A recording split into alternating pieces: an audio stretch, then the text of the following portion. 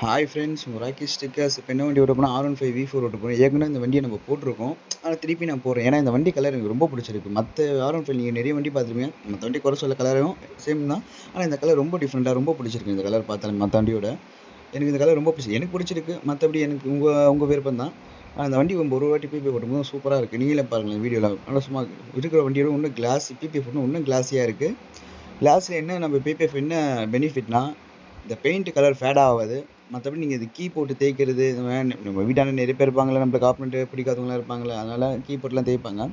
அந்த மாதிரி ப்ராப்ளம் வராமல் இந்த ஹெல்மெட்டு, ஜீன்ஸு, குழந்தைங்க கோல்ஸு, நம்ம நார்மலாக கீழே இது ஆகும்போது கிராச்சஸ் ஆகும் பார்த்தீங்களா, அந்த மாதிரி மினி மினி கிராச்சஸ்லாம் ஆகாமல் இந்த பிபிஎஃப் பார்த்துக்கும்.